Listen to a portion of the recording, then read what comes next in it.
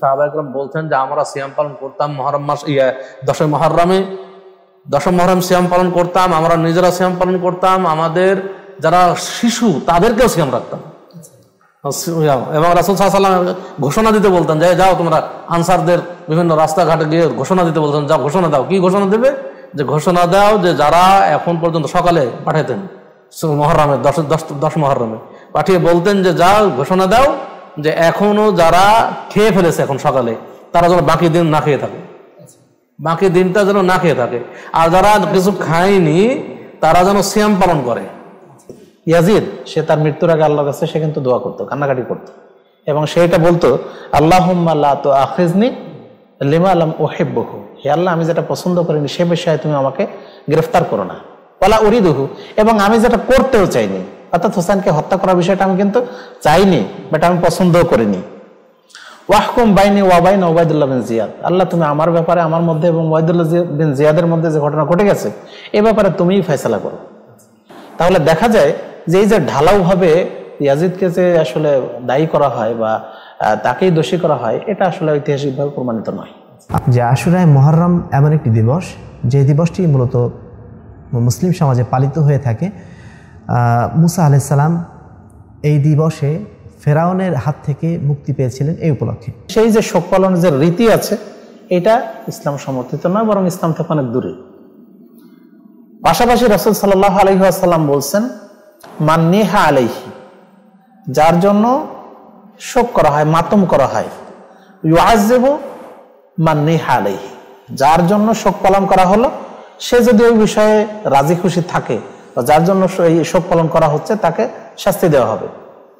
আমরা শুধুমাত্র যেটা রাসূল সাল্লাল্লাহু আলাইহি ওয়াসাল্লাম করেছেন, সাহাবায়ে কেরাম করেছেন, সিয়াম পালন করেছেন, আমরাও সেটা পালন করব এবং নাজাতে মুসা এই উদ্দেশ্যে।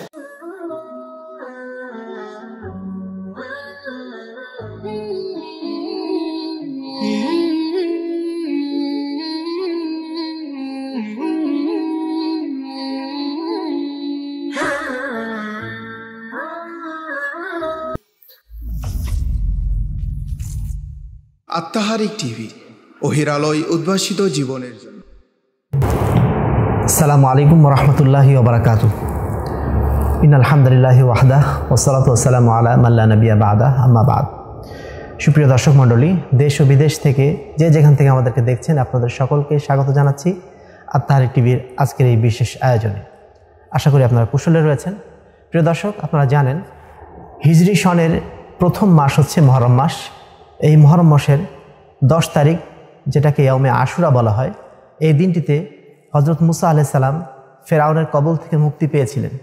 আর এই দিনটিকে উপলক্ষ করে মুসা আলাইহিস সালাম, ঈসা আলাইহিস সালাম এবং পরবর্তীতে জাহেলি যুগেও এই সিয়ামটিকে বিশেষ গুরুত্বের সাথে রাখা হতো। এমনকি ইসলামের প্রথম যুগেও আশুরার এই সিয়ামটিকে অত্যন্ত গুরুত্বের সাথে পালন করা হতো।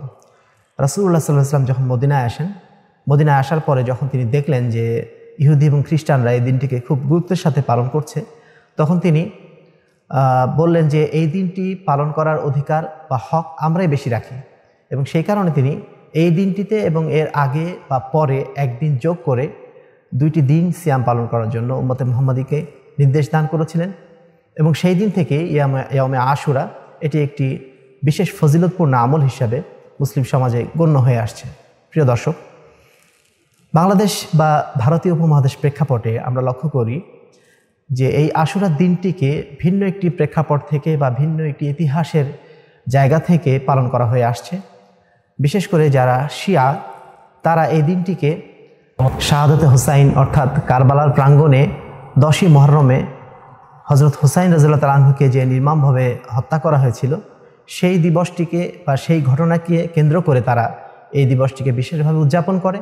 আবার যারা সুন্নি সম্প্রদায়, তাদের মধ্যে যারা বিশেষ করে রাজনৈতিক ইসলামে বিশ্বাসী, তারা মনে করেন যে এই দিনটি হচ্ছে অন্যায়ের বিরুদ্ধে ন্যায়ের যুদ্ধ বা বাতিলের বিরুদ্ধে হকের যুদ্ধের একটি অবিস্মরণীয় ঘটনার দিন। এই দুটি প্রেক্ষাপটকে সামনে রেখে আজকে আমরা এই বিশেষ আয়োজনে উপস্থিত হয়েছি। আমাদের আয়োজনে অতিথি হিসাবে উপস্থিত রয়েছেন মাসেক আত্মাহারিকের সম্মানিত সহকারী সম্পাদক জনাব ডক্টর কাবিরুল ইসলাম। আসসালামু আলাইকুম ওয়া রাহমাতুল্লাহি ওয়া বারাকাতুহু। আমাদের আয়োজনে আরও উপস্থিত রয়েছেন বাহরাইনের আল ফুরকান ইসলামিক সেন্টারের সম্মানিত দায়ী জনাব শরীফুল ইসলাম মাদানী। আসসালামু আলাইকুম ওয়া রাহমাতুল্লাহি ওয়া বারাকাতুহু। আমরা আমাদের অতিথিদ্বয়কে আন্তরিকভাবে স্বাগত জানাচ্ছি আমাদের স্টুডিওতে। তো আমি আর দেরি না করে আজকের আয়োজন শুরু করতে যাচ্ছি। প্রথমেই আমি ডক্টর কাদিরুল ইসলাম আপনার কাছে আসব। প্রথম প্রশ্ন, আশুরায়ে মুহররম সম্পর্কে আমরা প্রাথমিক যে আলোচনায় বিষয়গুলো উল্লেখ করলাম, তো এই বিষয়টি আমরা আরও বিস্তারিত আপনার কাছে জানতে চাই যে কোন প্রেক্ষাপট এবং ইতিহাসের আলোকে আশুরায়ে মুহররম আমরা উদযাপন করে থাকি। ধন্যবাদ। আলহামদুলিল্লাহ নাহমাদুহু ওয়া নুসাল্লি আলা রাসূলিহিল কারীম, আম্মা বা'দ। যেটা আগেই বলেছেন যে হিজরি সনের প্রথম মাস মুহররমের 10 তারিখকে আশুরা বলা হয়। তো এটা বিভিন্ন ঐতিহাসিক ঘটনা সম্বলিত একটি দিন, একটি গুরুত্বপূর্ণ দিন। সবচেয়ে যেটা গুরুত্বের বিষয় সেটা হলো সহিহ মুসলিমের 1130 নম্বর হাদিসে যেটা এসেছে, আব্দুল্লাহ ইবনে আব্বাস রাদিয়াল্লাহু আনহু তিনি বলছেন যে রাসূলুল্লাহ সাল্লাল্লাহু আলাইহি ওয়াসাল্লাম যখন মদিনায় হিজরত করে আসেন তখন তিনি দেখলেন যে এই দিন ইহুদিরা সিয়াম পালন করছে। তখন রাসূল সাল্লাল্লাহু আলাইহি ওয়াসাল্লাম তাদেরকে জিজ্ঞেস করলেন যে তোমরা এই দিন কেন সিয়াম পালন করছো? রাসূল সাল্লাল্লাহু আলাইহি ওয়াসাল্লামের প্রশ্নের উত্তরে তারা বলল, হাযা ইয়াউমুন আযীমুন আনজাল্লাহু ফীহি মূসা ওয়া কওমাহু ওয়া গাররাকা ফিরআউনা ওয়া কওমাহু ফাসামা মূসা শুকরান ফানাহনু নাসুমুহু। এই দিন একটি মহান দিন, যেদিন আল্লাহ রাব্বুল আলামিন মূসা এবং তার সম্প্রদায়কে মুক্তি দিয়েছিলেন আর ফিরআউনকে এবং তার সম্প্রদায়কে পানিতে ডুবিয়ে মেরেছিলেন। ফলে মূসা আলাইহিস সালাম এই দিন আল্লাহর শুকরিয়া স্বরূপ তিনি সিয়াম পালন করেন, আমরা ওই দিন সিয়াম পালন করি। তখন রাসূল সাল্লাল্লাহু আলাইহি ওয়াসাল্লাম বললেন, নাহনু আহাক্কু বিমূসা নাহনু আহাক্কু আওলা বিমূসা মিনকুম। আমরা মূসার আদর্শের অধিক হকদার এবং নিকটবর্তী তোমাদের চেয়ে। তখন রাসূল সাল্লাল্লাহু আলাইহি ওয়াসাল্লাম ফাসামাহু ওয়া আমারা বিসিয়ামিহি, তিনি নিজে সিয়াম পালন করলেন এবং এই সাহাবীদেরকে সিয়াম পালনের তিনি নির্দেশ দিলেন। মূলত আশুরের যে ঘটনা, সেই ঘটনার মৌলিক ইতিহাস এটাই যে মূসা আলাইহিস সালাম তিনি যে ওই দিন মুক্তি পেয়েছিলেন আর তার জন্য তিনি শুকরিয়া স্বরূপ সিয়াম পালন করেছিলেন। মূলত এই জন্য এই দিনটা গুরুত্বপূর্ণ। আর এই গুরুত্বের দিকে লক্ষ্য করেই মুসলিম উম্মাহ এবং এর আগে যারা ছিল মূসা আলাইহিস সালামের কওম বা তার পূর্ববর্তী যারা, তারা সবাই কিন্তু এই দিন সিয়াম পালন করতো। মূসা আলাইহিস সালাম বা তার পরবর্তী ঈসা আলাইহিস সালামের সম্প্রদায় তারাও করতেন। এমনকি জাহেলি যুগেও এই আশুরের সিয়ামটা পালনের একটা বিধান ছিল বা তাদের একটা রীতি ছিল। তো সেখান থেকে দেখা যায় যে রাসূল সাল্লাল্লাহু আলাইহি ওয়াসাল্লামের উপর যখন রমজানের সিয়াম ফরজ হওয়ার আগে তিনি কিন্তু এটা আবশ্যিকভাবে পালন করতেন, আর যখন রমজানের সিয়াম ফরজ হয় তখন এটা ঐচ্ছিক হয়ে যায়, এটা তখন নফল হিসাবে রাখা হয়। এই ছিল মূলত আশুরার যেটা বলা যায় ঐতিহাসিক প্রেক্ষাপট বা যেটা মানে অথেন্টিক সোর্স, যেটা নির্ভরযোগ্য যেটা উৎস, সেটাই এটাই। তাহলে মূলত আমরা যেটা বুঝতে পারলাম যে এখানে আশুরার যে ইতিহাস সেটা হচ্ছে মূলত মূসা আলাইহিস সালাম এবং ফেরাউনের সাথে সংশ্লিষ্ট। ফেরাউন মূসা আলাইহিস সালামকে ধাওয়া করার পরে যখন সে পানিতে ডুবে মারা গেল, মূসা আলাইহিস সালাম এই ঘটনার শুকরিয়া, যেহেতু তিনি সেদিন মুক্তি পেয়েছিলেন সেই জন্য তিনি শুকরিয়া আদায় করার জন্য সিয়াম পালন করেছিলেন এবং পরবর্তীতে এই বিধানটা মূলত এই উপলক্ষে করা হতো। এই উপলক্ষেই চালু আল্লাহ রাসূল সাল্লাল্লাহু আলাইহি ওয়াসাল্লাম মুসলিম উম্মার উপরে যে বিধানটা জারি করেছিলেন এটাও এই ঐতিহাসিক প্রেক্ষাপট থেকে তিনি করেছিলেন। তিনি এটা করেছিলেন যে মূসা আলাইহিস সালাম যেহেতু ঈদুল মুক্তি পেলেন, সুতরাং মূসা যেহেতু এই দিন সিয়াম পালন করছে, তাহলে মূসার আদর্শের তো আমরাও অনুসারী। সেই হিসাবে আল্লাহ রাসূল সাল্লাল্লাহু আলাইহি ওয়াসাল্লাম এই দিন কিন্তু সাহাবীদেরকে নির্দেশ দেন যে তোমরাও সিয়াম পালন করো। শরীফুল ইসলাম মাদানী, আপনার কাছে আমরা আসবো। আমরা যে ঐতিহাসিক প্রেক্ষাপটের কথা শুনলাম তার সাথে আমরা বাংলাদেশে বা ভারত উপমহাদেশে যে আশুরা পালন করে থাকি সেই ঐতিহাসিক প্রেক্ষাপটের জায়গাটা একেবারেই আমরা ভিন্ন দেখি। আমরা দেখি বিশেষ করে এই দিনটাকে উপলক্ষ করে কারবালার ঘটনাটাকেই বেশি হাইলাইট করা হয়। তা আসলে কারবালার সাথে আশুরায়ে মুহররমের কোনো সম্পর্ক আছে কিনা? জাযাকুমুল্লাহ খায়রান।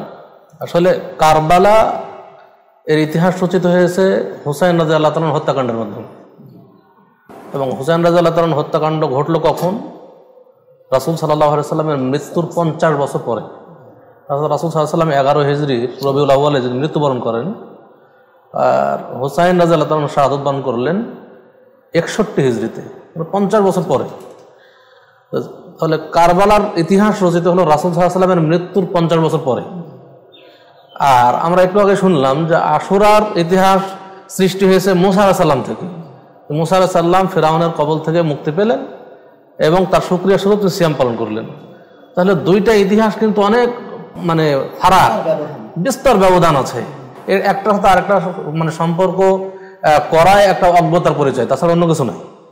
এজন্য বলবো যে আশুরা এবং কারবালা দুইটা ভিন্ন জিনিস, দুইটার সাথে কোনো সম্পর্ক নাই।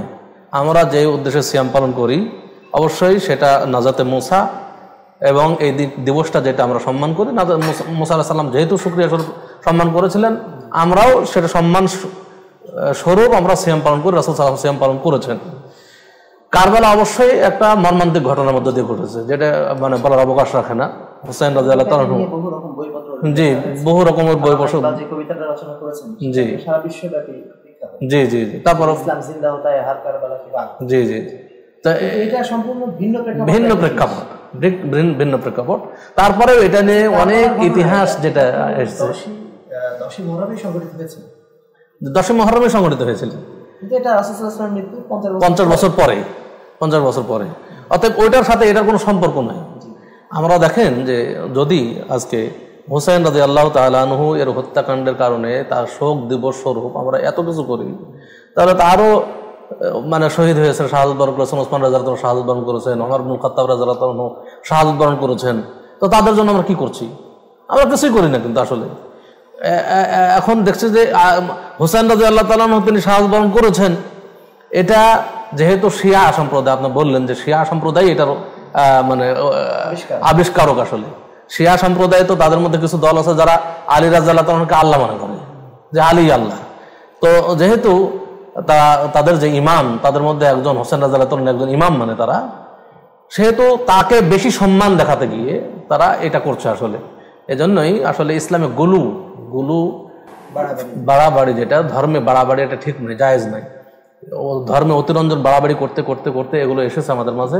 এগুলো থেকে আমাদের সতর্ক হওয়া উচিত, সঠিক ইতিহাস জানা উচিত। জানলেই সঠিক ইতিহাস, সঠিক কোরআন হাদিস যদি আমরা যাচাই বাছাই করি, তাহলে কিন্তু আমাদের মাঝ থেকে এই সমস্ত ভুল ধারণা চলে যায়। আসলে এখানে মানে আরেকটা জিনিস যোগ করা যায়, সেটা হলো এই যে দিবস পালনের কোনো বিষয় যদি ইসলামে থাকতো, তাহলে রাসূল সাল্লাল্লাহু আলাইহি ওয়াসাল্লামের পরে আবু বকর রাদিয়াল্লাহু আনহু খলিফা হলেন, তারপরে আবু বকরের পরে ওমর রাদিয়াল্লাহু আনহু খলিফা হলেন, ওমরের পরে ওসমান আসলো, ওসমানের পরে আলী আসলেন। এই যে এতগুলি মানে সাহাবী চলে গেলেন, খোলাফায়ে রাশিদিনের কথাই বলি, যদি দিবস পালনের কোনো বিষয়টা থাকতো, যেটা আমাদের এই ভারত উপমহাদেশে চলছে বা ইরানে ইরাকে যেগুলি চলে, সেগুলি যদি আসলে শরীয়ত সিদ্ধ হতো, তাহলে তো সাহাবীরা অবশ্যই করতেন। এরপরও আল্লাহ রাসূল সাল্লাল্লাহু আলাইহি ওয়াসাল্লাম মারা গেলেন 11 হিজরিতে, আর এই ঘটনা ঘটলো গিয়ে 61তে। এই 50 বছরে কিন্তু অনেক সাহাবী তখনও জীবিত ছিলেন, জি, তারা কিন্তু কেউ এগুলিকে সমর্থন করেনি, কোনো দিবস পালন করেনি। সুতরাং এটা যে ভিত্তিহীন সেটা বলা যায়। অবশ্যই। শেখ শরীফুল ইসলাম মাদানী, আপনি আন্তরিক ধন্যবাদ। আপনি একটা গুরুত্বপূর্ণ পয়েন্ট আউট করেছেন, সেটা হচ্ছে এই দিনটাকে আমরা এখন শোক দিবসে পরিণত করেছি, অথচ এটা আনন্দের দিবস। মুসা আলাইহিস সালাম মুক্তি পেলেন, এই উপলক্ষে আমরা আনন্দ চিত্তে সিয়ামটা পালন করে থাকি, সেইটাকে শোক দিবসে পরিণত করা হয়েছে এই ইতিহাস দিয়ে। এটা সম্পূর্ণ একটা উল্টো ঘটনা হয়ে যাচ্ছে। জি, তো আপনাকে আন্তরিক ধন্যবাদ। ডক্টর কাবির ইসলাম, আপনার কাছে আসি, যে এই দিবস উপলক্ষে আমরা দেখি বাংলাদেশে বা ভারত উপমহাদেশে বিশেষ করে নানা ধরনের কালচার বা রীতি পালন করা হয়ে থাকে, এগুলো কতটুকু শরীয়তসম্মত? ধন্যবাদ। আসলে এই যে আমাদের দেশে যেগুলি পালন করা হয়, যেমন ধরেন মরসিয়া আছে, তাজিয়া আছে, শোক পালন আছে, আবার এই যে মিছিলের নাম করে, শোক মিছিলের নাম করে তার সামনে কিছু লোক দেখা যায় যে শিকলে চাকু বেঁধে নিজের বুকে পিঠে এগুলি মারছে। আর এই দিন আমাদের দেশে সরকারিভাবে অফিস আদালত, ব্যবসা বাণিজ্য, কলকারখানা এগুলি দেখা যায় যে সরকারিভাবে বন্ধ ঘোষণা করা থাকে। সেই সাথে এই দিনে বিবাহ শাদী করাটাকে অনেকেই এটাকে অবৈধ বা ঠিক নয় মনে করেন। অনেকে এই দিন পানিও পান করেন না, এই জন্য যে হুসাইন রাদিয়াল্লাহু আনহুর শিশু পুত্র এই দিন মারা গিয়েছিল, সেই জন্য তারা এই দিন পানি পান করেন না। এই যে বিষয়গুলি আছে, এই বিষয়গুলি আসলে ইসলাম এগুলিকে সমর্থন করে না। প্রথমত আমরা যদি বলি যে শোক পালনের বিষয়টা আমরা বলি, তাহলে শোক পালন একজন সাধারণ মুসলমানের জন্য 3 দিনের অতিরিক্ত নয়, কেবল স্ত্রীর জন্য 4 মাস 10 দিন পালন করা যায়। তো যেখানে হুসাইন রাদিয়াল্লাহু আনহু মারা গেলেন 61 হিজরিতে, আর সেখানে এই যে 1000-1500 বছর পরে এসে এই শোক পালনের এই রীতি ইসলামে চালু করা, এটা কোনো সাহাবী তাবী কারো থেকে এটা প্রমাণিত নয়, এটা চালু নেই। এমনকি উম্মে হাবিবা রাদিয়াল্লাহু আনহা তিনি যখন তার পিতার মৃত্যুর সংবাদ তিনি শুনলেন, তখন তিনি লোকজনকে বললেন যে তোমরা আমার কাছে কিছু সুগন্ধি নিয়ে আসো। তো নিয়ে আসা হলো, তখন তিনি নিজেই সুগন্ধি মাখলেন আর বললেন যে আমি এটা এই জন্য করলাম, যদিও আমার সুগন্ধি মাখার প্রয়োজন নেই, এই জন্য করলাম যে রাসূল সাল্লাল্লাহু আলাইহি সাল্লাম বলছেন যে সাধারণ মানুষের জন্য স্বামী ব্যতীত 3 দিনের অতিরিক্ত শোক পালন করার কোনো বিধান নেই, সুতরাং আমি এটা প্রমাণ করার জন্য এটা করলাম। তাহলে সাহাবীরা ছিলেন এরকম, এই আদর্শের রাসূল সাল্লাল্লাহু আলাইহি সাল্লামের কথাগুলি তারা প্রতিপালন করতেন। তো সেক্ষেত্রে আমাদের দেশে এই যে শোক পালনের যে রীতি আছে, এটা ইসলাম সমর্থিত নয়, বরং ইসলাম থেকে অনেক দূরে। পাশাপাশি রাসূল সাল্লাল্লাহু আলাইহি ওয়াসাল্লাম বলছেন মান নিহা আলাইহি, যার জন্য শোক করা হয়, মাতম করা হয়, ইউআযিবু মান নিহা আলাইহি, যার জন্য শোক পালন করা হলো সে যদি ওই বিষয়ে রাজি খুশি থাকে বা যার জন্য এই শোক পালন করা হচ্ছে তাকে শাস্তি দেওয়া হবে। অর্থাৎ এই কারণে এই বিষয়টা যদি সে আগে থেকে জীবদ্দশায় রাজি থাকতো বা বলে যেত যে তোমরা আমার জন্য মাতম করো, তাহলে কিন্তু তাকে শাস্তি দেওয়া হবে। নিশ্চয়ই হোসেন রাদিয়াল্লাহু আনহু এইসব বিষয়কে তিনি বলে যাননি, অবশ্যই বলে যাননি। তাহলে শোক পালনের এই বিধান ইসলামে এইভাবে ঘটা করে পালন করার কোনো রীতি নেই, কোনো নিয়ম নাই, এটা শরীর সিদ্ধ নয়। দ্বিতীয় যেটা থাকলে এই যে মিছিল মিটিং এগুলি করা, এগুলি তো সাহাবী তাবী কারো পক্ষ থেকে কখনো এগুলি হয়েছে বলে কোনো ইতিহাসের প্রমাণ নাই, হাদিসও তো দূরের কথা। বরং সেখানে যেটা উচিত তাদের জন্য দোয়া করা। সুতরাং দোয়া করার পরিবর্তে দেখা যাচ্ছে এখন উৎসব করছে, এটা ইসলাম বিরোধী বলবো আমরা। এরপর আর একটা জিনিস যেটা হয় যে হোসেন রাদিয়াল্লাহু আনহুর এই মস্তক একই সঙ্গে আমাদের দেশে প্রচলিত আছে যে 6টা দেশে আছে। হোসেন রাদিয়াল্লাহু আনহু ইরাকের কুফাতে মারা গেলেন, কারবালা প্রান্তরে, আর তার মস্তক নিয়ে আসা হলো বাংলাদেশে। এটা উদ্ভট কথা, উদ্ভট কাহিনী। আচ্ছা, এগুলোই চলছে সমাজে, এগুলি সমাজে চলছে, এগুলি বিশ্বাস করতেও কষ্ট হয়। সেই সময়ে হোসেন রাদিয়াল্লাহু আনহু কারবালা থেকে বা ইরাক থেকে বাংলাদেশে আসা, এটা কিন্তু অসম্ভব, তাই না? সুতরাং এগুলি কিন্তু পালন করা হচ্ছে এবং মানুষও এগুলি করছে। আবার সাথে সাথে এই হোসেন রাদিয়াল্লাহু আনহুর কথিত এই কবর সাজিয়ে সেখানে গিয়ে মানুষ সেখানে সিজদা করছে, তার কাছে প্রার্থনা করছে, সেখানে নজর নেওয়াজ এগুলি মানছে। এই যে যেগুলি করছে এগুলি সম্পূর্ণ শিরকি কাজ। এই সব শিরক থেকে আমাদের বিরত থাকা দরকার। সাথে সাথে এই দিন দেখা যায় যে বিভিন্ন প্রাণীর ছবি বা মূর্তি বানিয়ে, কেক রূপে পাউরুটি বানিয়ে এগুলি বেশি দামে বিক্রি করে সেগুলি মানুষ কিনে নিচ্ছে আর উৎসব করে খাচ্ছে।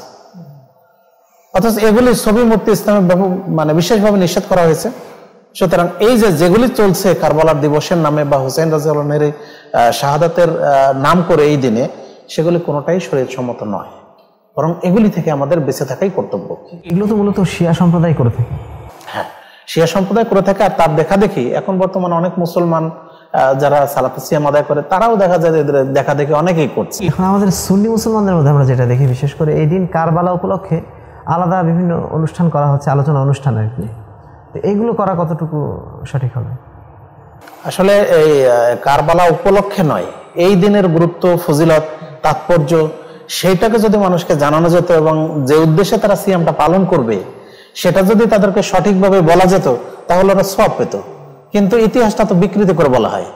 বিষাদ সিন্ধুর কারণে মীর মোশাররফ হোসেন যেটা লিখে গেছেন, একসময় তো আমাদের বাংলাদেশের ঘরে ঘরে এই বিষাদ সিন্ধু ছিল, ফলে প্রকৃত ইতিহাসের চেয়ে বিকৃত ইতিহাস মানুষ বেশি জানে। যে কারণে আমাদের এই অনেকে মনে করে যে কারবালা উপলক্ষে আজকে আমরা হুসাইনের শাহাদাত উপলক্ষে সিয়াম পালন করছি।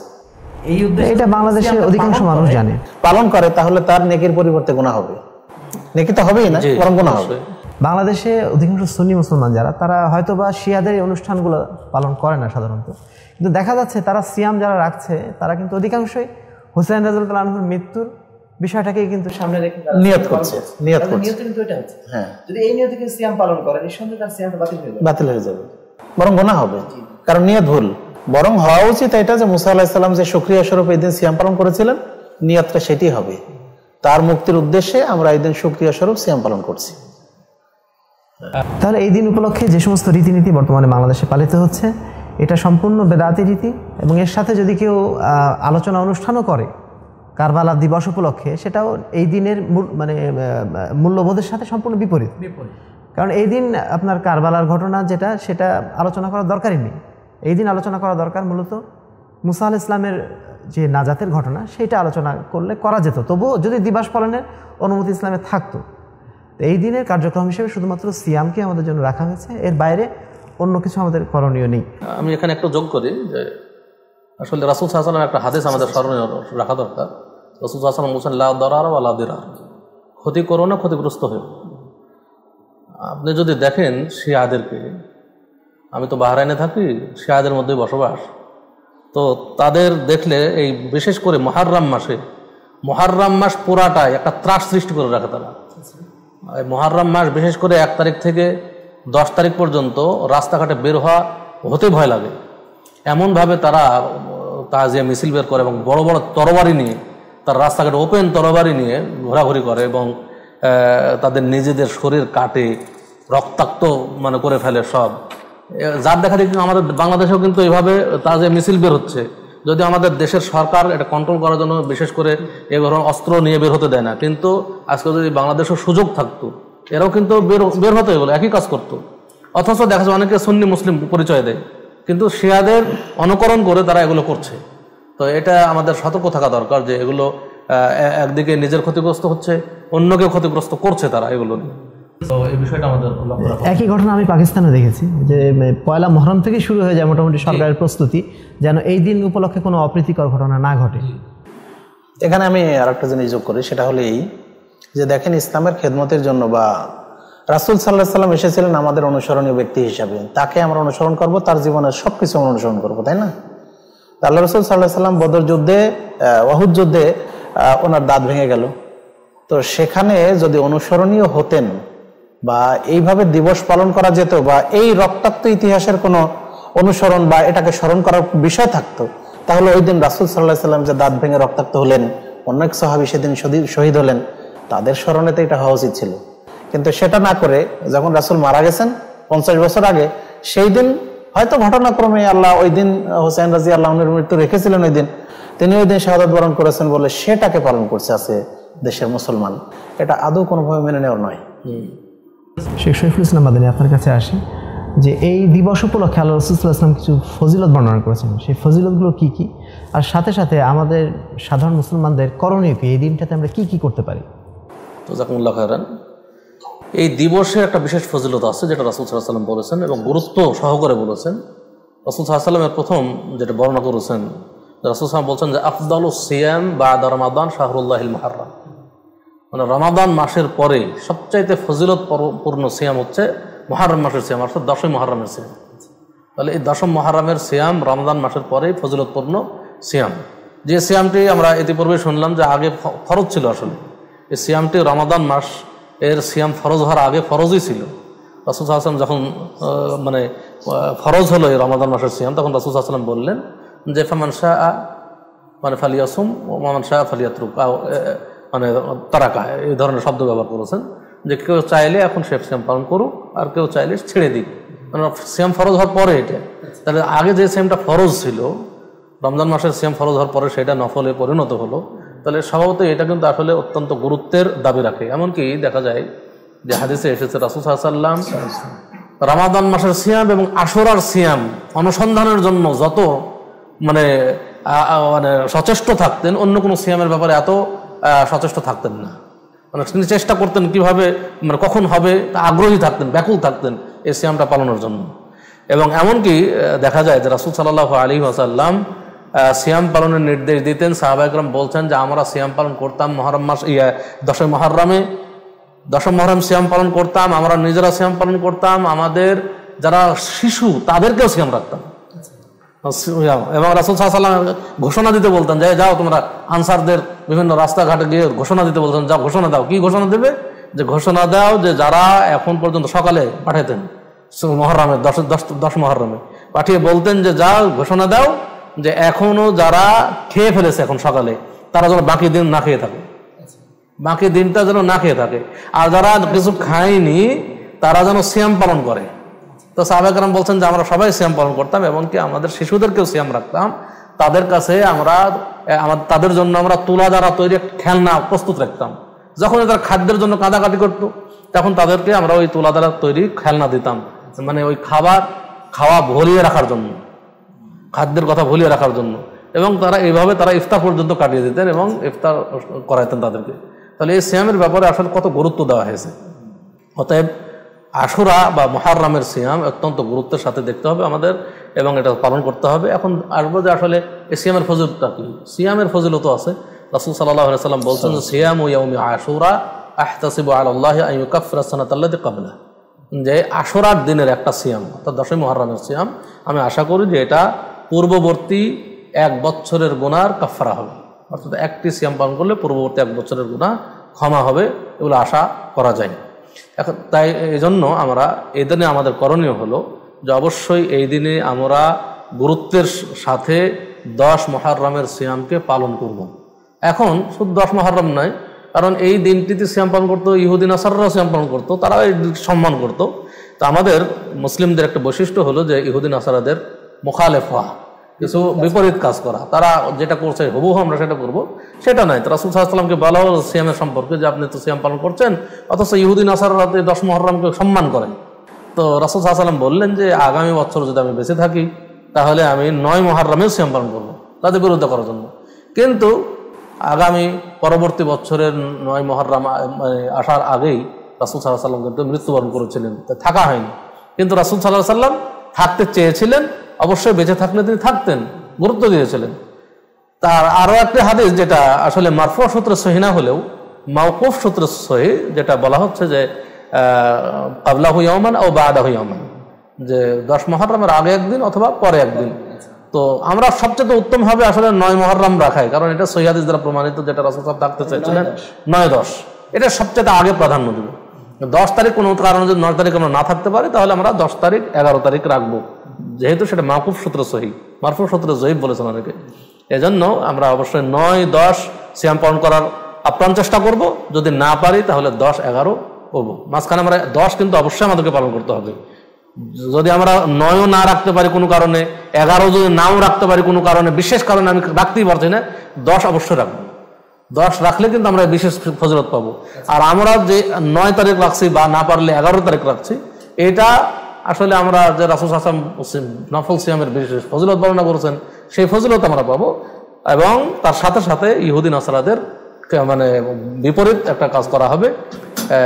এই আসলে রাসূল সাল্লাল্লাহু আলাইহি ওয়াসাল্লাম থেকে যা প্রমাণিত সেটা আপনাদের সামনে উল্লেখ করলাম। একটু প্রশ্ন যোগ করি, মানে অনেকে আবার 9, 10, 11 3 দিনই রাখেন। 9, 10, 11 এটাকে যদি মনে করা হয় যে এটাই সুন্নাত, তাহলে ঠিক হবে না। কিন্তু কেউ যদি এমনিতে নফল সিয়াম পালন করে, আমি নফল সিয়াম পালন করবো, সেটা ভিন্ন কথা। কিন্তু যে 9, 10 যে আমি 9, 10, 11 তিনটাই রেখে দেবো এবং রাখাই ঠিক আছে, এটা বলা ঠিক হবে না। ডক্টর কায়রুল ইসলাম, আপনার কাছে আসছি। কিছুটা অপ্রাসঙ্গিক হলেও প্রশ্নটা গুরুত্বপূর্ণ মনে করছি আমরা, যে আশুরার দিন হোসাইন রাদিয়াল্লাহু আনহুকে যে হত্যাটা করা হয়েছিল, এর পিছনে তৎকালীন যিনি খলিফা ছিলেন ইয়াজিদ, তাকে শিয়ারা প্রচণ্ড রকম দায়ী করে এবং তাকে কাফের পর্যন্ত সাব্যস্ত করে ফেলে। এবং আমরা দেখি আমাদের সমাজেও যেহেতু বিষাদ সিন্ধুর পাঠক সবচেয়ে বেশি, তো তারাও ইয়াজিদকে একেবারে মানে অপরাধীর কাঠগড়ায় দাঁড় করিয়ে মানে তাকে চরম একটা অপরাধী হিসাবে গণ্য করে।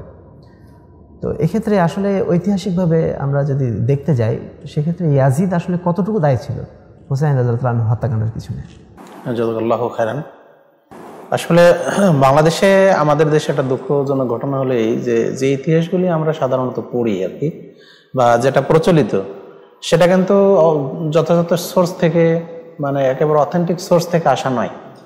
কারণ আরবিতে যে ইতিহাসগুলি, এগুলো দেখা যায় ইংরেজিতে অনুবাদ হয়েছে, আর ইংলিশটা সাধারণত এরা কিন্তু মুসলমানদের বন্ধু নয়, এরা বন্ধুর ছদ্মবেশ ধরে দেখা যাচ্ছে ইতিহাসগুলো রচনা করেছে, অনুবাদের নাম করে এসে এখানে অনেক কিছু বিকৃতি ঘটাই দিয়েছে, জুড়ে দিয়েছে, যোগ করে দিয়েছে। আবার দেখা যাচ্ছে বাংলাদেশের মানুষ তো আর ইংরেজি অত ভালো পারে না, বোঝে না, যারা বোঝে তারা বোঝে, কিন্তু এই ইংরেজিটি থেকে যারা বাংলা অনুবাদ করেছে তারা আবার ওখানে নিজের মন মতো কিছু রসকস এগুলি জুড়ে দিয়ে দেখা যাচ্ছে ইতিহাসের আসল যে ঘটনা এগুলি কিন্তু নাই। ফলে এখানে একেবারেই যে ইয়াজিদ বিন মুআবিয়াকে যে দায়ী করা হয় একেবারে ঢালাও ভাবে, এটা মূলত আসলে ঐতিহাসিকভাবে এটা প্রমাণিত নয়। কারণ আমরা ওখানে দেখি যে ওখানে হোসাইন রাদিয়াল্লাহু আনহুকে হত্যার ব্যাপারে যে বেশি ভূমিকা পালন করেছিল, প্রধান ভূমিকায় ছিল, সে ছিল ওই কুফার গভর্নর ওবায়দুল্লাহ বিন জিয়াদ। এই ওবায়দুল্লাহ বিন জিয়াদি সেখানে তখন যে সেনাপতি ছিল ওমর বিন সাদ রাদিয়াল্লাহু আনহু, তিনি সেনাপতি একটু দেখেছিলেন যে ওবায়দুল্লাহ বিন জিয়াদ দেখলো যে ওমর বিন সাদ হয়তো আমাদের নির্দেশ নাও মানতে পারে। তখন সে শিমার বিন জুল জাওশান ওনাকে পাঠালেন যে তুমি যাও সেনাপতিকে বলো, সে যদি মানে আমাদের কথা না শুনে বা সে যদি বিপরীত কিছু করতে চায় তাহলে তাকে তুমি হটিয়ে দিবে, আর তুমি সেখানে দায়িত্ব নিয়ে তুমি আমার এই দায়িত্ব পালন করবে। সে দায়িত্বটা কি ছিল? যখন হুসাইন রাদিয়াল্লাহু আনহু এখানে মূলত তিনি কিন্তু আসলে ইয়াজিদের সাথে কোনো সংঘর্ষে লিপ্ত হওয়ার জন্য আসেননি, কোনো যুদ্ধ করতে আসেননি, কিছুই করতে আসেননি, বরং কুফার জনগণের পক্ষ থেকে 150টা চিঠি তিনি পেয়েছিলেন যে আপনি কুফাতে আসেন, আসলে আমরা আপনার কাছে বায়াত গ্রহণ করব, আপনাকে নেতা মেনে নেব। তো এই বর্ষতা স্বীকার করার জন্য, আনুগত্য করার জন্য তাকে কিন্তু ডেকেছিল। সর্বশেষ যখন তিনি হুসাইন রাদিয়াল্লাহু তার চাচাতো ভাই মুসলিম বিন আকিল এর চিঠি তিনি পেলেন, তখন তিনি বিশ্বাস করে মনে করলেন যে ঠিক আছে, তাহলে আমি কুফাতে যাই।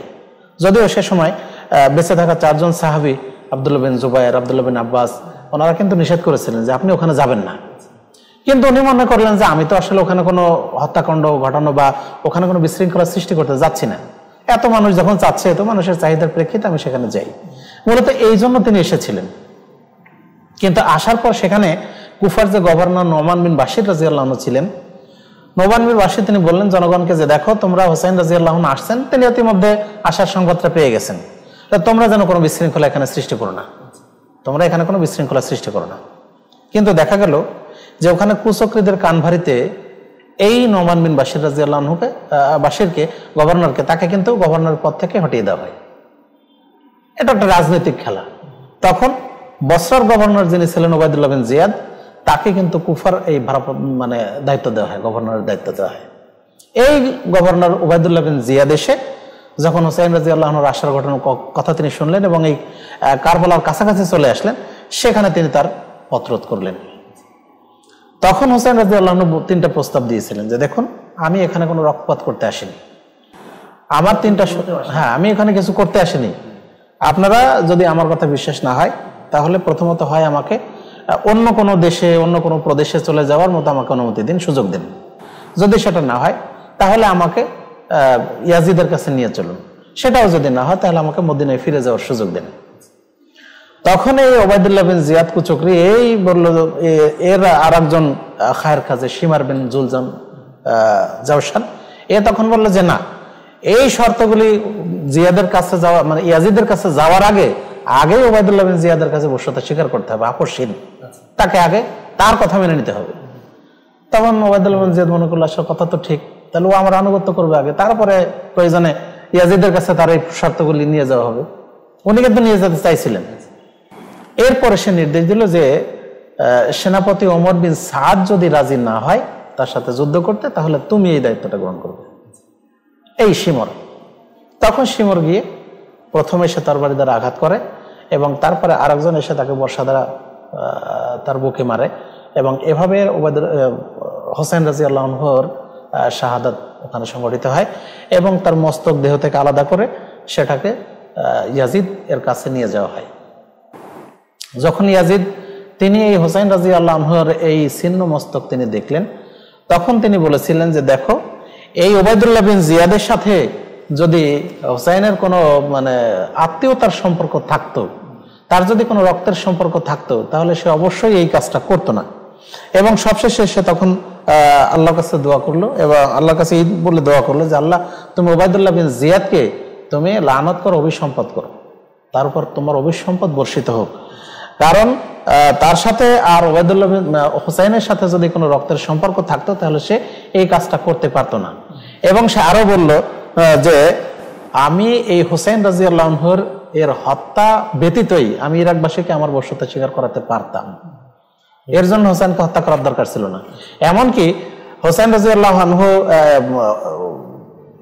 ইয়াজিদ সে তার মৃত্যুর আগে আল্লাহর কাছে সে কিন্তু দোয়া করতো, কান্নাকাটি করতো এবং সেটা বলতো আল্লাহুম্মা লা তুআখিজনি লিমা লাম উহিব্বুহু, হে আল্লাহ, আমি যেটা পছন্দ করিনি সে বিষয়ে তুমি আমাকে গ্রেফতার করো না, ওয়ালা উরিদুহু, এবং আমি যেটা করতেও চাইনি, অর্থাৎ হুসাইনকে হত্যা করার বিষয়টা আমি কিন্তু চাইনি, বাট আমি পছন্দও করিনি।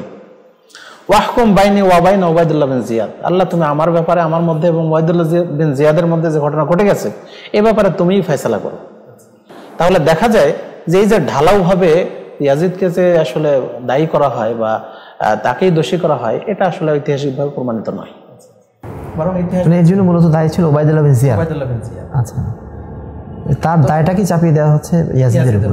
জি, ইয়াজিদের উপর চাপিয়ে দেওয়া হচ্ছে। আর এক ধরনের দায়টা চেপে যায় এই কারণে যেহেতু তিনি দায়িত্বশীল ছিলেন, উনি খলিফা, ইয়াজিদ গভর্নর। আর এরপর আরো একটা কথা এখানে চলে আসে, সেটা হলো যে খলিফা হিসেবে তিনি গভর্নরের বিচারও তো করতে পারতেন। কিন্তু আসলে আমরা রাজনৈতিক বিষয়টা এমন যে সব জিনিস সবসময় ইচ্ছা থাকলেও সম্ভব হয়ে ওঠে না। ধরেন আলী রাদিয়াল্লাহু আনহু যখন খলিফা হন, ওসমান রাদিয়াল্লাহু আনহুকে শাহাদাত করে দেওয়া হলো। তো ওসমান রাদিয়াল্লাহু আনহুর বিচার তো আলী করতে চেয়েছিলেন, কিন্তু সময় সুযোগের অপেক্ষায় ছিলেন, সে সুযোগ তার হয়নি। এভাবে হয়তো ইয়াজিদের এমন কোনো অপারগতা ছিল, অক্ষমতা ছিল, যে কারণে তিনি করতে পারেননি। এই জন্য দোষটা তার উপর চাপিয়ে যায় বটে, কিন্তু ইতিহাস তো প্রমাণ করে না যে এই ব্যাপারে তিনি দায়ী ছিলেন। কারণ তার এই কথা প্রমাণ করে যে আমি ইরাকবাসীকে এই হোসাইনের হত্যাকাণ্ড ব্যতীত আমি তাদেরকে আবশ্যকতা স্বীকার করাইতে পারতাম, আনুগত্য নিয়ে আসতে পারতাম। এটাই প্রমাণ করে যে তিনি এটা চান নাই। আরেকটা জিনিস এখানে যোগ করতে পারি যে দেখেন যে রাসূল সাল্লাল্লাহু আলাইহি ওয়াসাল্লামের একটা হাদিস, যেটা আমরা বুখারীতে পাই, বুখারীর 2924 নম্বর হাদিস, যেখানে রাসূল সাল্লাল্লাহু আলাইহি ওয়াসাল্লাম বলছেন যে ব্যক্তি প্রথমে রোমকদের রাজধানী বা রোমকদের যেটা বলবো রাজধানী কনস্টান্টিনোপল, এইটা অভিযান করবে, তাকে সে ক্ষমাপ্রাপ্ত হবে। এদের একটা ঘোষণা কিন্তু রাসূল সাল্লাল্লাহু আলাইহি ওয়াসাল্লাম দিয়েছেন। আর ইয়াজিদের সেনাপতিত্বে কিন্তু এই কনস্টান্টিনোপল বিজয় হয় বা প্রথম অভিযান তিনি পরিচালনা করেন। তো এই হাদিস থেকে কিন্তু আমরা একটা ইঙ্গিত পাই যে যদিও তার ভুল ছিল, রাজনৈতিক কিছু ভুলের কারণে এত বড় একটা ইতিহাস রচিত হয়েছে, এই জন্য আমরা আসলে ইয়াজিদকে হয়তো বা রাহিমাহুল্লাহ বলতে চাই না, লাআনাহুল্লাহ বলতে চাই না, কিছু ভুল ত্রুটি আছে। কিন্তু রাসূল সাল্লাল্লাহু আলাইহি ওয়াসাল্লামের এই হাদিস দ্বারা কিছু বোঝা যায় যে যদি তার কিছু ভুল ত্রুটি থাকে হয়তো বা আল্লাহ তাকে ক্ষমা করে দিবেন, এটা রাসূল সাল্লাল্লাহু আলাইহি ওয়াসাল্লাম ভবিষ্যৎবাণী করেছেন। এবং তার আরো একটা জিনিস দেখা যায় যে ইয়াজিদের একটা আংটি ছিল, যেটাতে আসলে তিনি লিখে রেখেছিলেন যে আমানতু বিল্লাহিল আযীম। তিনি তাহলে স্বীকৃতি দিয়েছেন যে তিনি আল্লাহর প্রতি ঈমান এনেছেন, মহান আল্লাহর প্রতি যিনি মহান। তাহলে এই জিনিসগুলো উপেক্ষা করে আমরা একবার মালউন বলতে পারি না। এই মালউন বলে গালি দেওয়াটা অবশ্যই নিশ্চিত বেয়াদবি এবং এটা অন্যায়, অপরাধ। এটা থেকে আমাদের বিরত হওয়া উচিত। অর্থাৎ এখান থেকে আমরা যেটা বুঝতে পারলাম যে বর্তমানে কারবালা সম্পর্কে যে ইতিহাসটা চালু রয়েছে সেটা মূলত বিষাদ সিন্ধু থেকেই প্রচলিত, এবং বিষাদ সিন্ধু কখনোই এটা কোনো অথেন্টিক সোর্স থেকে রচিত নয়, বরং যিনি এর রচয়িতা মীর মোশাররফ হোসেন, তিনি একজন শিয়া আকীদার মানুষ, এবং তার রচিত গ্রন্থে বহু বাড়াবাড়ি রয়েছে, বহু বিভ্রান্তি রয়েছে। সুতরাং বিষাদ সিন্ধু পড়ে আমরা ইসলামী ইতিহাসটাকে বিচার করব না, বা কারবালার ঘটনাগুলোকে আমরা বিষাদ সিন্ধুর আলোকে চিন্তাভাবনা যদি করি, নিঃসন্দেহে আমরা ভুলের মধ্যে পতিত হব। তো শেখ, আপনাকে আন্তরিক ধন্যবাদ বিষয়টা বা ক্লিয়ার করার জন্য বা সঠিক ইতিহাসটা আমাদেরকে জানানোর জন্য। শেখ শরীফুল ইসলাম মাদানী, আপনার কাছে আমি সর্বশেষ যে প্রশ্নটা করতে চাই সেটা হচ্ছে, আজকে যে বাংলাদেশে এই যে একটা ভুল ধারণা চালু রয়েছে আশুরা মুহররমকে কেন্দ্র করে, এই ভুলগুলো দূর করার জন্য আমরা কি কি পদক্ষেপ নিতে পারি?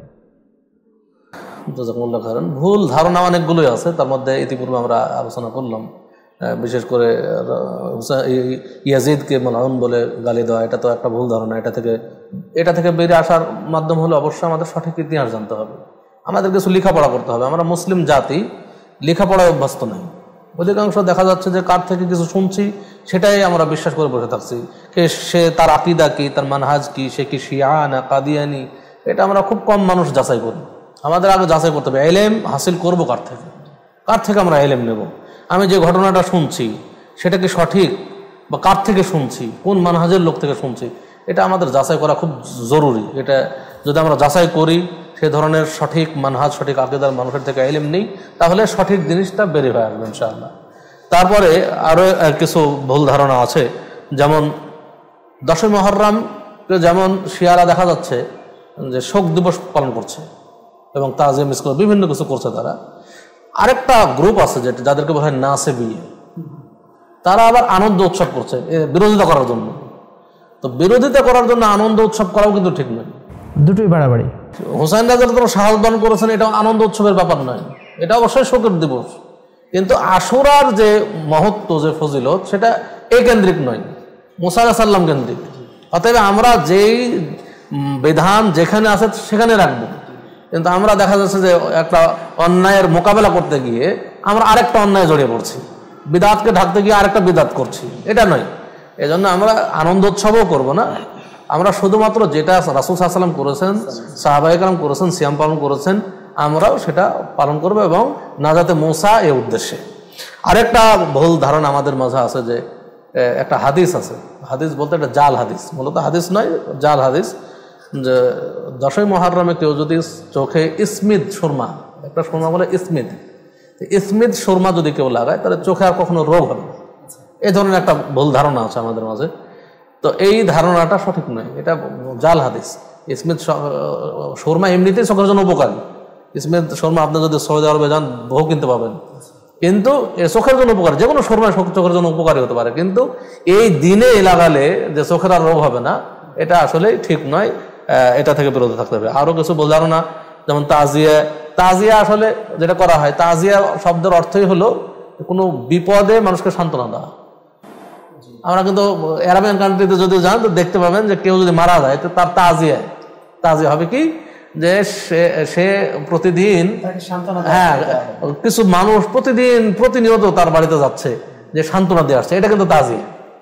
কিন্তু আজকে তাজিয়া এটা মিছিলের রূপ ধারণ করেছে এবং কত অন্যায় অপকর্ম হচ্ছে এই তাজিয়াকে কেন্দ্র করে, এগুলো করা যাবে না। আরেকটা ভুল ধারণা যেটা আমাদের মাঝে আছে যে এই দিনকে লক্ষ্য করে বিশেষ কিছু সালাত আদায় করা হয়, এবং কিছু হাদিস আছে যেটা আল মাওদুআত ইবনুল জাওজির, সেখানে এই হাদিসগুলো উল্লেখ করা আছে, জাল হাদিস বা মাওদু হাদিস।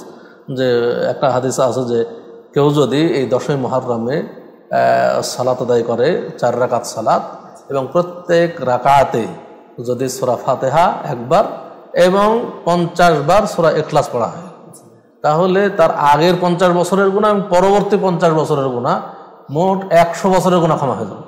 এই ধরনের একটা ফজিলতপূর্ণ হাদিস বর্ণনা করা হয়, অথচ জাল বানোয়াট। আর একটা হাদিস আছে এই ধরনের, যে ক্ষমা করা হয় যদি কেউ মাগরিব, এই যোহর এবং আসরের মাঝখানে 40 রাকাত সালাত আদায় করে, তাহলে তাকে ক্ষমা করে দেওয়া, তাকে জান্নাতুল ফেরদাউস দান করা হবে। এই ধরনের একটা হাদিস পাওয়া যায়, যে এটাও মাওদু হাদিস। তাই এই বিশেষ করে কোনো ইবাদত কায়েম করার জন্য সহিহ হাদিস জরুরি, সহিহ দলিল জরুরি। এমনিতেই যে কোনো জাল বানোয়াট হাদিস দিয়ে কোনো ইবাদত কায়েম হবে না, ইবাদত হলো তাওকিফি। এই জন্য আমরা বলবো যে এই দিনে এই সমস্ত ভুল ধারণা দূরকরণের জন্য আমাদের একটা বিশেষ করণীয় হলো যে অবশ্যই আমরা লেখাপড়া করি, একটু যাচাই করি যে আমরা যে আমলগুলো করছি, যে বিশ্বাসগুলো করছি, এগুলো আসলে সহি কিনা। যদি সহি হয় ঠিক আছে, আমরা একটু যাচাই করি। দেখেন আজকে 1 কাঠা জমি কিনবো, 1 কাঠা জমি কেনার জন্য কত মানে যাচাই বাছাই করছি, কত উকিল ধরছি যে দেখি তো আমার জমিটা ঠিক আছে কিনা। কিন্তু এই যে আমরা যে এত কিছু করছি, এই বিশ্বাস করছে 10 মুহররমকে কেন্দ্র করে কত কিছু করছি, কিছু কি মানুষকে যাচাই করে দেখলাম যে আমি যা করছি তা সঠিক কি সঠিক নয়। এই জন্য আমাদের অবশ্যই রিসার্চ করতে হবে। বিশেষ করে যারা ওলামায়ে কেরাম আছে আমাদের দেশে, তাদের কাছে বিশেষ অনুরোধ যে একটু যাচাই বাছাই করুন। যেহেতু আপনাদের ইলম আছে, সাধারণ মানুষের হয়তো ইলম নেই, আপনারা যা বলছেন আমরা যা বলছি তাই শুনছে, কিন্তু আমাদের তো ইলম আছে যাচাই করা। আল বিদায়া ওয়ান নিহায়াতে সঠিক ইতিহাসগুলো রচিত হয়েছে, তো এটা পড়ার যোগ্যতা তো সাধারণ মানুষের নাই, কিন্তু আপনার আছে। একটু পড়ে দেখি কি আছে আসলে, সঠিক ইতিহাসটা যাচাই করি, এবং সঠিক ইতিহাসটা আমাদের দেশের সর্বশ্রেণীর মানুষের কাছে যদি উপস্থাপন করতে পারি, অবশ্যই এই ভুল ধারণাগুলো কেটে যাবে, এই ভুল ধারণা থাকবে। এখানে আমি আর একটু যোগ করি, সেটা হলেই পড়ার পাশাপাশি আমাদের দেশে যে ভ্রান্ত আকীদাগুলি প্রচলিত আছে, এগুলো কিন্তু এক শ্রেণীর আলেম ওলামা এগুলো প্রচার করছে। আমরা তাদেরকে অনুরোধ করতে চাই যে ইতিহাস এবং আকীদাগুলি যেগুলো কোরআন হাদিস ভিত্তিক, এইগুলি মানুষকে জানানো দরকার। তাহলে নিজে যেমন উপকৃত হবেন, ঠিক তেমনিভাবে জাতি উপকৃত হবে। মানুষকে বিকৃত ইতিহাস, বিকৃত আকীদা তাদের কাছে জানিয়ে তারা যেমন গোমরাহ হচ্ছে, আবার নিজেও কিন্তু গোমরাহ হচ্ছে রাসূল সাল্লাল্লাহু আলাইহি ওয়াসাল্লামের এই হাদিস অনুযায়ী ফাযাল্লু ওয়া যাল্লু। সুতরাং এই থেকে আমাদের আলেম ওলামাকে বেরিয়ে আসতে হবে, সঠিক জিনিস যেটা এটা মানুষকে জানাতে হবে। সাধারণ মানুষের কাছেও আমাদের আপনার মতোই আমাদের বলতে হয় যে আসলে আমল করতে হলে জেনে বুঝে বাছাই করে যেটা সঠিক সেটা করা দরকার। যেটা পাইলাম দেখা দেখে ওইটাই করা শুরু করলাম, তাহলে তো সঠিক আমল হবে না, আর এই আমল দিয়ে কিন্তু নাজাত পাওয়া যাবে না। সুতরাং নাজাতের জন্য আমাদেরকে খাটতে হবে, বুঝতে হবে, সঠিকটা পাওয়ার চেষ্টা করতে হবে। সর্বোপরি দেশের আলেম ওলামা যারা আছেন তাদেরকে এই দায়িত্ব পালন করতে হবে, মানুষ যেন ভুলের পথে না থাকে, তাদেরকে সঠিক পথে নিয়ে আসার জন্য তাদেরকে সঠিক জিনিসের দিক নির্দেশনা দিতে হবে। ভুলভাবে তাদেরকে এলেম গোপন করে অপব্যাখ্যা করে কোরআন হাদিসের এই ভুল পথে পরিচালিত করে আমাদের তো কোনো লাভ নাই। সুতরাং জাতিকে সঠিকভাবে পরিচালনা করার জন্য দেশের দায়িত্বশীল এবং আলেম ওলামা যারা আছেন তাদেরকে বিশেষ ভূমিকা রাখা দরকার। আন্তরিক ধন্যবাদ জানাচ্ছি আপনাদের দুজনকে। আসলে যে প্রস্তাবনা আপনারা রেখেছেন, বিশেষ করে আলেম সমাজের উদ্দেশ্যে আমাদের সবারই একই প্রস্তাব যে আসলে এই ভুল ধারণাগুলো ছড়াচ্ছে আলেম সমাজের মাধ্যম দিয়ে। সাধারণ মানুষ তারা তো তেমন কিছু জানে না, তারা হয়তো বিষাদ সিন্ধুর উপর নির্ভর করে অনেক ভুল ধারণা নিয়ে বসে আছে। এই ভুল ধারণাগুলো দূর করার দায়িত্ব আমাদের মূলত আলেম সমাজ যারা রয়েছেন তারাই। দেখা যাচ্ছে যে আলেম সমাজ আজকে জুমার খুতবায় দাঁড়িয়ে বিষাদ সিন্ধুর ইতিহাসই বর্ণনা করছেন। তো আলেম হয়ে যদি আমরা একটা এই ধরনের ভ্রান্ত ধারণা, ভ্রান্ত আকিদা আজকে প্রচার করি বিষাদ সিন্ধু থেকে, তাহলে আমাদের চেয়ে দুর্ভাগা আর কেউ হতে পারে না। তা আমাদেরকে অবশ্যই বিশেষ করে আলেম সমাজের উদ্দেশ্যে আমাদের যেটা প্রস্তাবনা থাকবে যে আমরা অবশ্যই যেন সঠিক ইতিহাসটা জানার চেষ্টা করি। সঠিক ইতিহাসটা জানার বহু সোর্স এখন আছে, এখন আর কোনো ধরনের অজুহাত দেওয়ারও সুযোগ নেই যে আমাদের কাছে বইপত্র নেই, কোনো সোর্স নেই। তো আমাদের যেহেতু সোর্সগুলো আছে এখন সব কিছু অ্যাভেলেবল, তো আমরা যেন কিছুটা জেনে তারপর পড়াশুনো করে তারপরে যেন মানুষের কাছে প্রচার করি। বিশেষ করে জুমার খুতবা একটা বড় একটা মাধ্যম, এই জুমার খুতবার মাধ্যম দিয়ে আমরা যেন মানুষকে সঠিক ইতিহাসটা জানাই। তবে ইনশাআল্লাহ এই বিষয়ে যে ভুল ধারণাগুলো, ভুল আকিদা এবং ভুল যে রীতিনীতিগুলো প্রচলিত রয়েছে সেগুলো ইনশাআল্লাহ দূর হয়ে যাবে। প্রিয় দর্শক, আমরা এতক্ষণ যাবৎ আশুরায়ে মুহররম সম্পর্কে আলোচনা করছিলাম। আমাদের এতক্ষণের আলোচনা থেকে আপনারা নিশ্চয়ই বুঝতে পেরেছেন যে আশুরায়ে মুহররম এমন একটি দিবস যে দিবসটি মূলত মুসলিম সমাজে পালিত হয়ে থাকে। মুসা আলাইহিস সালাম এই দিবসে ফেরাউনের হাত থেকে মুক্তি পেয়েছিলেন এই উপলক্ষে, অর্থাৎ নাজাতে মুসার উপলক্ষে আমরা সিয়াম পালন করে থাকি। এবং আশুরায়ে মুহররমের ইতিহাসটা, প্রেক্ষাপটটা সম্পূর্ণ মুসা আলাইহিস সালাম কেন্দ্রিক। আর এর সাথে সাথে আপনারা আরও শুনেছেন যে আমাদের দেশে বা ভারত উপমহাদেশে আশুরায়ে মুহররমটা মূলত পালিত হয়ে থাকে কারবালা কেন্দ্রিক, অর্থাৎ হযরত হুসাইন রাদিয়াল্লাহু তাআলা আনহু যে মর্মান্তিকভাবে মৃত্যুবরণ করেছিলেন কারবালার প্রাঙ্গণে, তো সেইটাকে কেন্দ্র করেই মূলত আমাদের দেশে বা আমাদের ভারত উপমহাদেশে কারবালার দিবসটা পালিত হয়ে আসছে। এবং এই দিবসে শিয়ারা যে অনুষ্ঠানগুলো করে থাকে, নিঃসন্দেহে তারা একটা ভ্রান্ত আকিদার উপর প্রতিষ্ঠিত হয়ে এ ধরনের কাজগুলো তারা করে থাকে। কিন্তু এর সাথে দুঃখজনকভাবে হলো সত্য, যারা সুন্নি হিসাবে নিজেদের দাবি করেন, আহলে সুন্নাত ওয়াল জামাতের অনুসারী বলে নিজেদের দাবি করেন, তারাও পর্যন্ত শিয়াদের অনুসরণ করে এই ধরনের রীতিনীতি পালন করে আসছেন।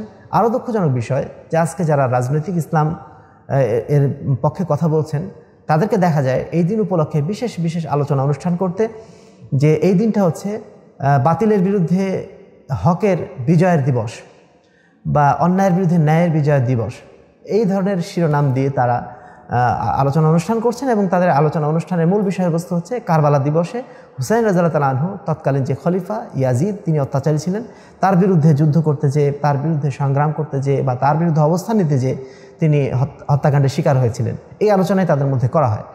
তো আমরা যেটা বলবো যে এই ইতিহাস সম্পূর্ণ একটি বিকৃত ইতিহাস, এবং এই ইতিহাসের সাথে অন্ততপক্ষে আশুরায়ে মুহররমের যে ইতিহাস তার কোনো সম্পর্ক নেই। তো আশা করি আপনারা আজকের আলোচনা থেকে সেটা পরিষ্কার বুঝতে পেরেছেন। সেই সাথে আরও একটি সংশ্লিষ্ট প্রশ্ন ছিল যে হুসাইন রাদিয়াল্লাহু তাআলা আনহুকে হত্যার পিছনে তৎকালীন খলিফা ইয়াজিদের কোনো দায় ছিল কিনা। আমরা ইতিহাস থেকে যতটুকু জানতে পারি যে ইয়াজিদ সেখানে সরাসরিভাবে কোনোভাবেই দায়ী ছিলেন না, বরং তার গভর্নর উবাইদুল্লাহ বিন জিয়াদ তিনি মূলত তার ব্যক্তিগত সিদ্ধান্তে এই ধরনের একটি মর্মান্তিক হত্যাকাণ্ড ঘটিয়েছিলেন। এবং এই হত্যাকাণ্ড ঘটার পরে ইয়াজিদ তিনি কিন্তু নিজে আফসোস করেছিলেন এবং মৃত্যু পর্যন্ত তিনি এটাকে নিয়ে অনুশোচনা করেছিলেন, এবং তিনি মনে প্রাণে কখনোই চাননি যে এই ধরনের একটি ঘটনা ঘটুক। তো আমরা আশা করি এই বিষয়ে যদি আমাদের কারো ভুল ধারণা থেকে থাকে আমরা সেই ভুল ধারণা দূর করে নেব। পরিশেষে আপনাদের সকলের প্রতি আবারও আহ্বান জানাবো যে আশুরায়ে মুহররম যে উপলক্ষে এসেছে আমাদের মধ্যে, আমরা যেন সেই উপলক্ষটাকে মাথায় রেখে আশুরা সিয়ামটা পালন করি, এবং এই উপলক্ষে যত ধরনের কুসংস্কার, ভুল ধারণা সমাজে চালু রয়েছে সেই ভুল ধারণাগুলো আমরা দূর করার চেষ্টা করি।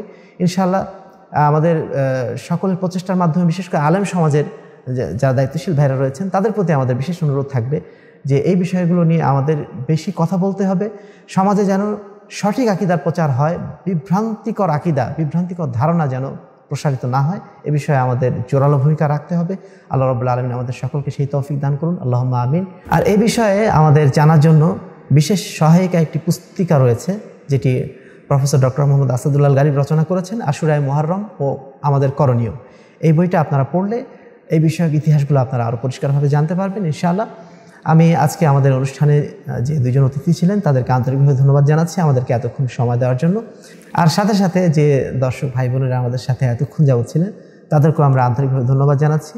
আর তারিক টিভির সাথে থাকার জন্য অনুরোধ জানিয়ে আপনাদের সকলের সুস্বাস্থ্য এবং মঙ্গল কামনা করে আজকের মতো অনুষ্ঠানের সমাপ্তি এখানে ঘোষণা করছি। সুবহানাকা আল্লাহুম্মা ওয়া বিহামদিকা আশহাদু আল্লা ইলাহা ইল্লা আনতা আস্তাগফিরুকা ওয়া আতুবু ইলাইক। আসসালামু আলাইকুম ওয়া রাহমাতুল্লাহি ওয়া বারাকাতুহু।